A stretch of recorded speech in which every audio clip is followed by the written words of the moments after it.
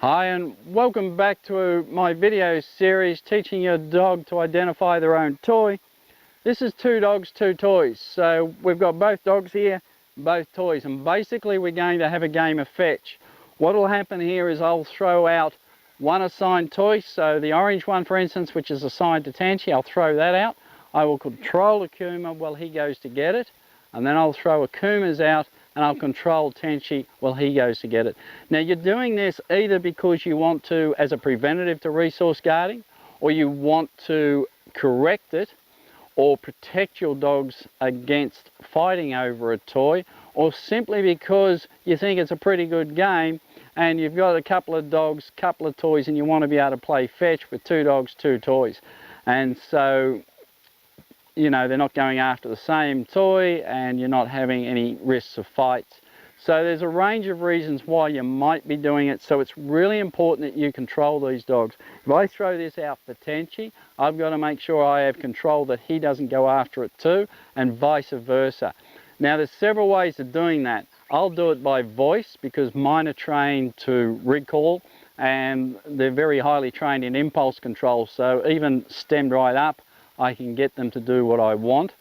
If you can't put a lead on the dog that's breaking when it's not their turn, and that could be both dogs, so you'll slow it down a bit, you'll throw out for one dog, the other dog will be on a lead, you'll correct that dog from going after it, and then when your other dog's brought theirs back, you'll put the lead on them and do the same thing. So it's really important that you have control. If you are preventing or you have resource guarding and you can't control these dogs, sending them both out in a very highly agitated state after a ball risks a fight, so you don't want that. So make sure you have control one way or the other. All right, that's about it. Break. We'll get started. So you'll notice, Tenchi, down, Kuma. You'll notice I will calm these dogs in between. All right, they'll both get very highly stimulated, so I use a lot of impulse control just in between. Impulse control is great. You should be just incorporating it into everyday things, no matter what you do, because it's so beneficial. Right, what I'll do is I'll show the dogs the ball and I will concentrate on the dog. In this case, I've got the orange one, that's Tenchi's. So I will show this, I will say Tenchi, and I'll throw it out. Now if Akuma goes to go, I immediately correct him and recall him. He stayed, so that is terrific. Akuma. And so I'm identifying the ball to the dogs to further develop the association. I'm also making it very clear to which dog I'm talking to before they go after it. And it also helps that when we play fetch normally and I'm throwing a ball or whatever out for them, I let them know which one I want to go get that ball. So that helps already for this. And this time I'm just really boosting which ball. So this time, Akuma. Good, good Tenchi, good. Tenchi. And now I'll just throw it out just a little bit quicker. Now you saw there Akuma gave Tenchi space. He's moved away from the incoming dog, and that's really important. They both respect each other's space really well because they were taught to do that from a very young age. Food etiquette, the food etiquette series teaches dogs to respect each other's space. And so you can see that that starts to work into everyday life. Good. Akuma. Tenchi. Now be careful that you don't send the dogs into each other, so delay it or throw it a little bit wider. As I said, mine are very good with respecting each other's space and they have very good awareness of each other in these types of situations, so that's really important. Again, I want calmness.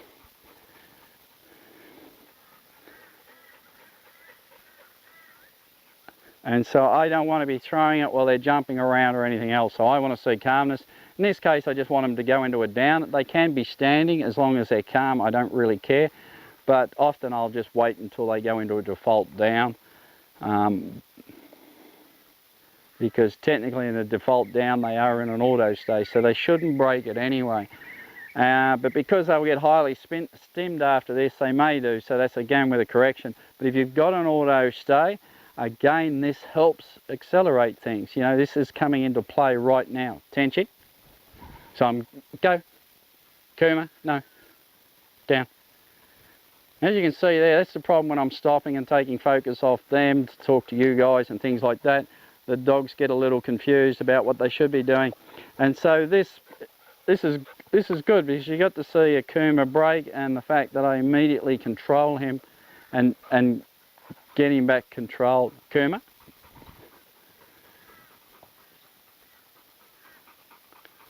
But if you have an auto stay, that will help a lot, and the more bulletproof it is, the less likely they are to break it. And probably the only reason a Kuma's broken it there is because I've sort of just gone okay off, and both dogs are gone at the same time.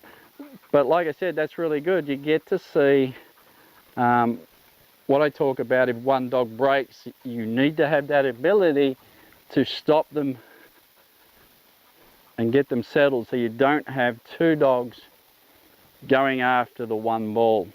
All right, because that's exactly what this is about. This is designed so that doesn't happen. Tenchi. Good, Kuma. Kuma. All right, so there you see Tenchi become aware of a Kuma coming, so immediately he gives way. And so you tend to find with both these dogs, the dog with the ball coming back, the one that's going slower, is the one that gives way, that shows that respect and gives way. And that's really important. You don't want your dogs colliding. They can get injured, they can get aggressive, and you can have problems. So it's really important to have that control. If you can't do it with your voice, do it with a lead. And we'll do this for the next a few sessions today, and some tomorrow. We'll assess where we're at then. And as soon as I believe that they're going to be capable of having both balls thrown, we will set up the video and we'll take the first session of that. I hope you all get something out of this, and we'll see you in the next one.